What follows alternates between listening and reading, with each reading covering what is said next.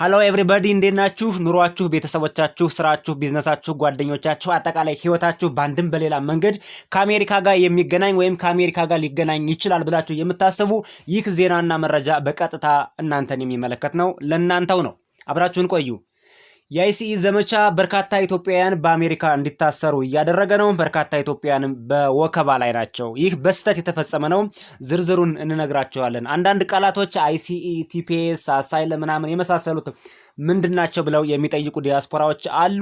ዝርዝሩን እያንዳንዱን በዜናው ስንደርስ ቃላቶቹን በግልጽ እያስረዳናችሁ እንሄዳለን፣ ስለሚጠቅማችሁ ማለት ነው። ሌላው መረጃችን ትራምፕ ታላላቅ ውሳኔዎችን በስደተኞች ላይ በኮንግረሱ ወስነዋል። ትራምፕ በዚህ ውሳኔ ላይ ኢትዮጵያን መሃሏን ገነት ዙሪያዋን እሳትና ሲኦል አድርገዋታል። መደመጥ ያለበት መረጃ ነው። ዝርዝሩን እናስደምጣችኋለን። የትራምፕን ንግግሮችም ቃል በቃል እናስደምጣችኋለን። የሶማሌ ስደተኞች ጠበቃ የሆነው ትራምፕን በኮንግረሱ ፊት ለፊት ተጋፍጧል። የሰጠውን ምላሽ ትሰሙታላችሁ። እንዲሁም ትራምፕ የቬንዙዌላ እጽ አዘዋዋሪዎችን በመርከብ ላይ እንዳሉ በአየር ጥቃት እንዲገደሉ እያደረጉ ነው። አሁንም ሁለተኛው ዙር ዘመቻ ቀጥሏል። ከዚሁ ጋር ተያይዞ የቬንዙዌላ መንግስት ለትራምፕ የሰጠውን ምላሽ ትሰሙታላችሁ። ትራምፕ ኮንግረሱ ላይ የሚኒሶታውን መሪ የሰደቡበት ስድብ ወይም የገለጹበት ቃላት ዓለምን በሙሉ እያነጋገረ ነው። ፈገግ የሚያስብሉ የትራምፕ ንግግሮች አብረው ተካተዋል። እንዲሁም የሶማሊያዋን ኤልሃን ኦመርን በተመለከተ አዲስ ውንጀላና አዲስ ስድብ፣ አዲስ ክስ ትራምፕ በኮንግረሱ ፊት አሰምተዋል። ኤልሃን ኦመር በሚገርም ሁኔታ ደግሞ ኮንፊደንሷ የሚገርም ነው። እሷ ልጅ ለትራምፕ ምላሽ ሰጥታለች። ስለሷም እንዲሁ ተጨማሪ መረጃዎችን ከዚሁ ጋር ተያይዞ የሚኒሶታው መሪ ቲም ዋልዝ የሚኒሶታው ከንቲባና ፖሊሶች ከፌደራል ወይም ከትራምፕ የተላኩ ኃይሎች ጋር አንተባበረን በሚል ከፍተኛ ውጥረት ፈጥረዋል ሚኒሶታ ላይ። እንዲሁም ለሶማሌ ዜጎች ወይም ስለ ሶማሌዎችን በተመለከተ የሰጡት መግለጫ በርካቶችንም እያነጋገረ ይገኛል። ዝርዝሩንም ትሰሙታላችሁ። የሶማሌዎችን ሪያክሽንም አብረን ይዘነው ቀርበናል። ሌላው አጠቃላይ ዲያስፖራ ኢትዮጵያውያንን ይጠቅማል ብለን ያሰብነው መረጃ ስለ F1 ስቱደንት ቪዛ፣ ስለ ቲፒኤስ፣ ስለ አሳይለም፣ ስለ ዲቪ 2027፣ ዲዋል ሲቲዝንሺፕ፣ ዲናቹራላይዜሽን እንዲሁም ሲቲዝንሺፕ ፕሪቪሌጅ ነው ወይስ ራይት ነው የሚል አዲስ ሰሞኑን ደግሞ እየተናፈሰ ያለ መረጃ አለ። ከዚህ በተጨማሪ በርካታ ኢትዮጵያውያን በኮሜንት ሴክሽን የምትጠይቁኝ ጥያቄዎችንም ደግሞ ሌሎችንም ሰብሰብ አድርገን በአንድ ሴክሽን አብረን እዚሁ ቪዲዮ ላይ አካተነዋል። አብራችሁን ቆዩ። ሰናይ ቆይታ።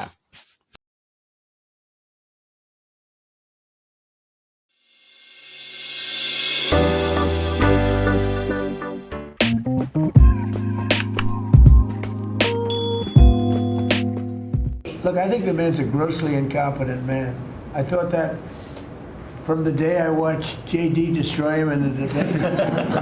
I was saying, who was more incompetent, that man or my man? I had a man and he had a man. They were both incompetent, and I had a man and a woman. I thought she was very incompetent too, but now she's leading the field. And when you look at what he's done with Somalia, which is barely a country, you know, they have no anything. They just run around killing each other. There's no structure. And when I see somebody like Ilhan Omar, who I don't know at all, but I always watch her for years. I've watched her complain about our Constitution, how she's being treated badly, our Constitution, the United States of America's. I don't want them in our country, I'll be honest with you, okay? Somebody would say, oh, that's not politically correct. I don't care. I don't want them in our country. Their country is no good for a reason. Their country stinks, and we don't want them in our country. I could say that about other countries too. ፕሬዚዳንት ትራምፕ የተሰማቸውን ከመናገር ወደ ኋላ የማይሉ የዓለም ብቸኛው መሪ ተብለዋል። በዚህ ንግግራቸው ላይ ሪፈር ያደረጉት በዋናነት I have a man and a woman ያሉት ካማላ ሃሪስንና ቲም ዋልዝን ነው። በተለይ ቲም ዋልዝ አሁን ሚኒሶታን እያስተዳደረ ያለው ቲም ዋልዝ ነው። እንደምናውቀው ካማላ ሃሪስና ቲም ዋልዝ በዲሞክራቶች ከፍተኛ ድምጽ አግኝተው ሚኒሶታ ላይ በተለይ እነሱ ናቸው እንግዲህ በዋናነት የተመረጡትና ያሸነፉትም እነሱ ናቸው። ኦቨርኦል የሚመራው ትራምፕ ቢሆንም ቲም ዋልዝን ምንድነው ያለው?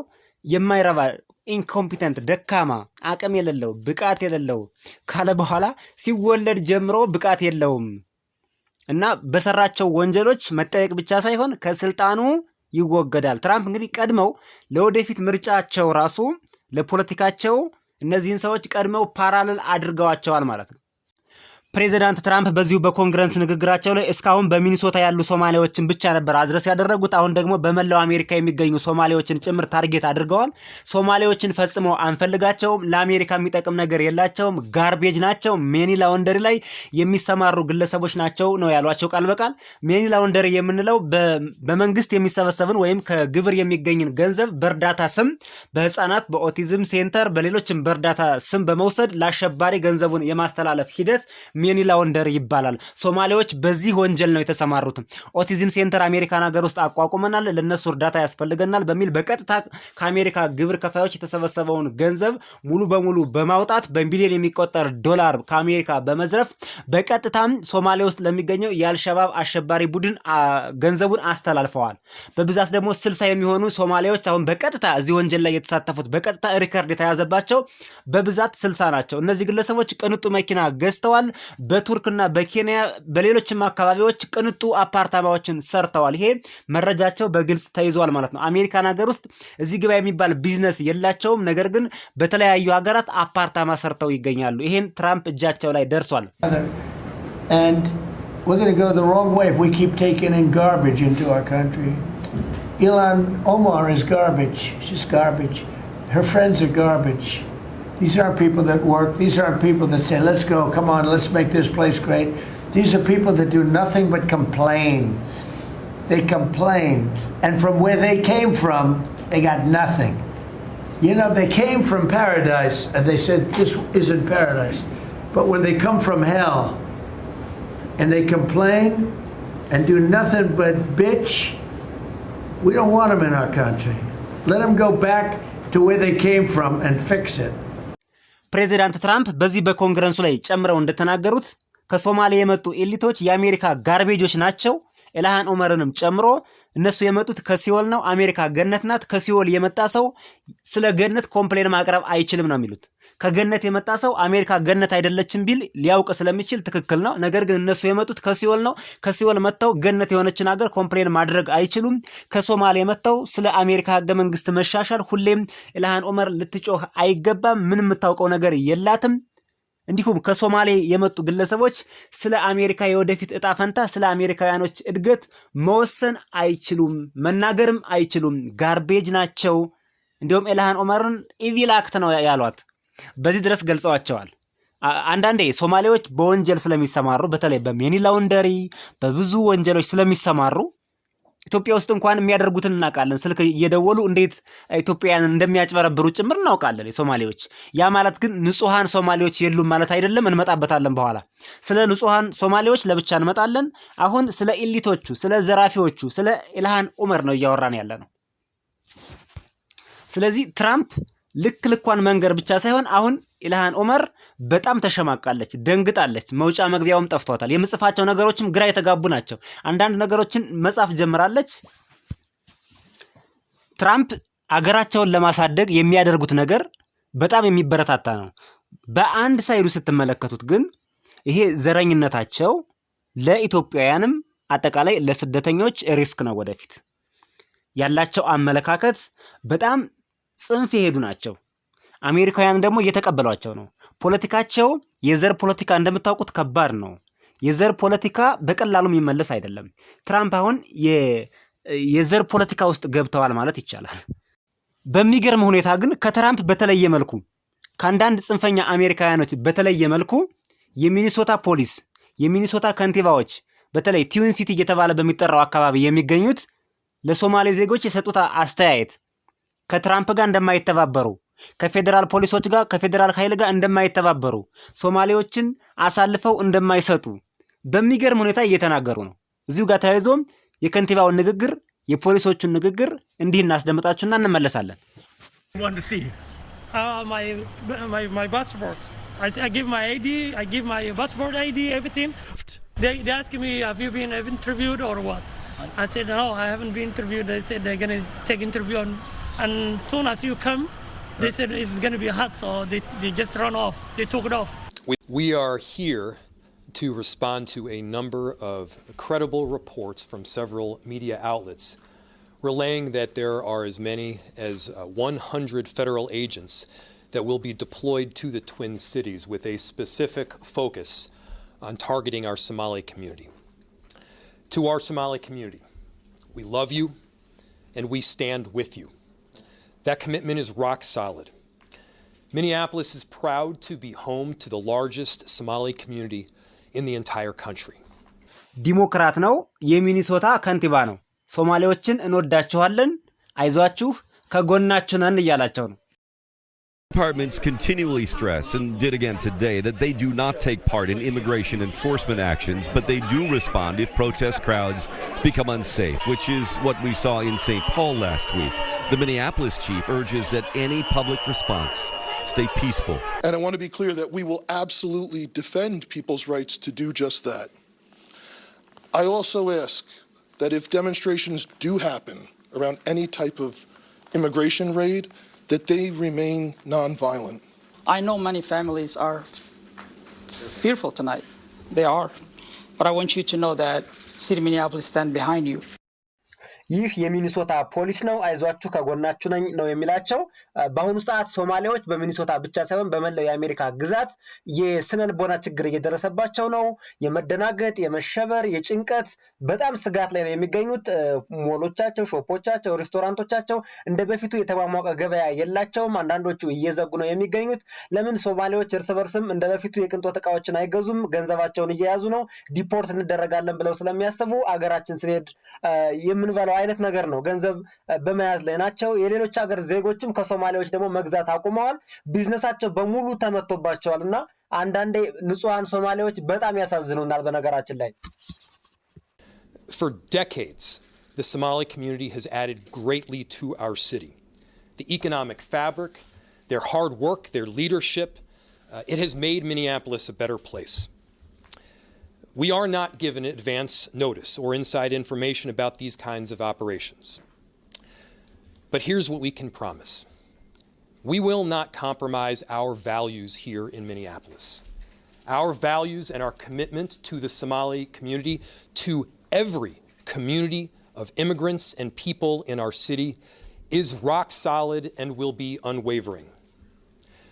Our police, many of whom are Somali themselves, are trusted partners in keeping people safe. They will not collaborate with any federal agency around doing immigration enforcement work. ከንቲባው እንደሚናገሩት እንግዲህ ሶማሌዎች በሚኒሶታ የዜጎችን ደህንነት ለማስከበር ሌት ተቀን አብረውን እየሰሩ ነው። ስለዚህ ከፌደራል ከትራምፕ የሚላኩ የአይሲኢ ኃይሎች ጋር የሚኒሶታ ፖሊሶች አብረው አይተባበሩም። በተለይ የሚኒሶታ ዋና ከተማ እንግዲህ ሲቲ ፓውል ናት። እንደምታውቁት በቅዱስ ጳውሎስ ስም የተሰየመች ከተማ ናት።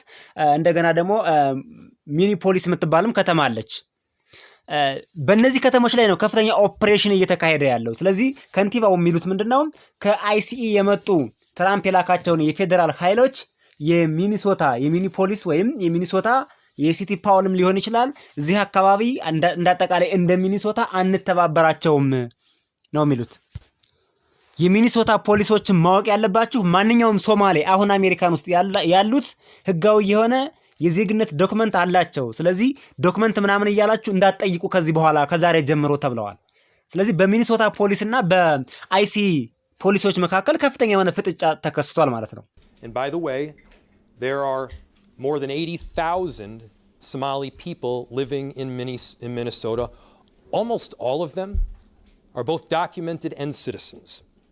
አይሲ የምንለው አንዳንድ አድማጭ ተመልካቾቻችን ቃላቶቹን ስለማያውቋቸው በግልጽ አብራራለን ያለው አሉ። ሁሉም እንግዲህ ላያውቀው ይችላል።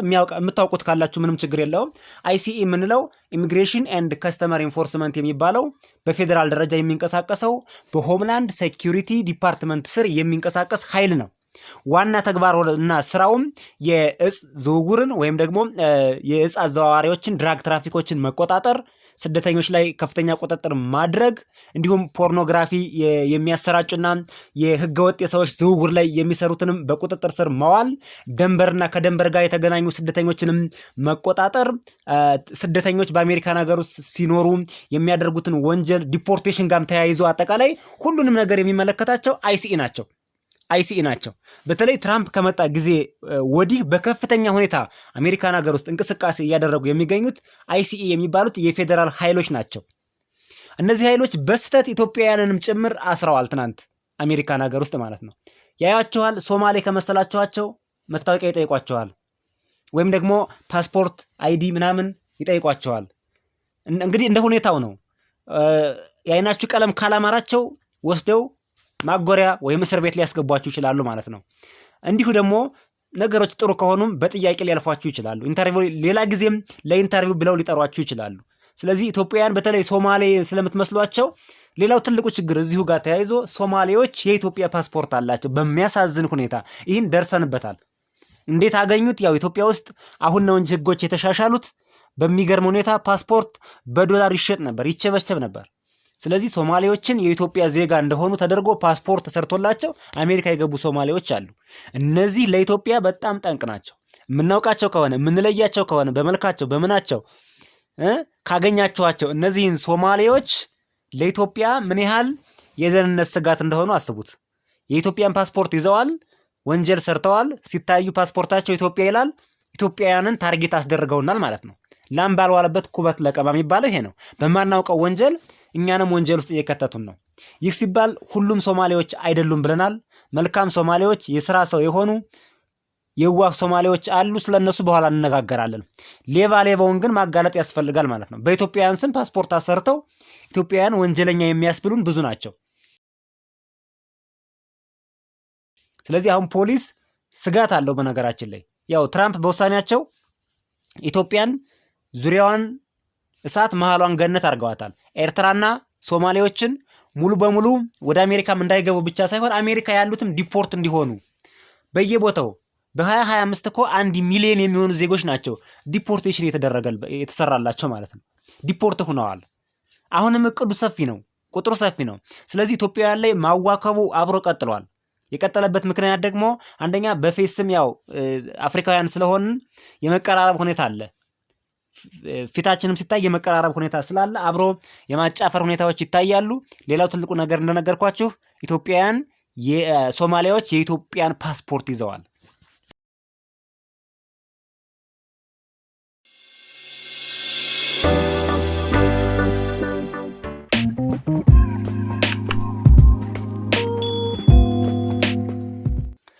እሺ ክቡራን አድማጭ ተመልካቾቻችን አሁን ስለ ቲፒኤስ መረጃ እንሰጣችኋለን። በባለፈው አንድ ቪዲዮ ስለ ቲፒኤስ ሰርተን ነበር። በሱ ቪዲዮ ያልተካተቱ እንዲሁም የተቀየሩ አፕዴት የሆኑ ህጎችና የቲፒኤስ ቀነ ገደብ እየደረሰ ስለሆነ እሱን አስመልክቶ ስለ ቲፒኤስ እዚህ ላይ አጭር መረጃ ሰጣችኋለሁ ማለት ነው።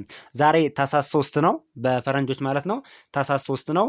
እንግዲህ ቲፒኤስ ስንት ቀን ቀረው ማለት ነው? ታህሳስ 12 በፈረንጆቹ ቲፒኤስ ያልቃል። ስለዚህ ኦልሞስት 9 ቀን ብቻ ነው የቀረን ማለት ነው። 9 ቀን ብቻ ነው የቀረን። አድማጭ ተመልካቾቻችን ቲፒኤስ ምንድነው የሚል ጥያቄ ጠይቀውናል።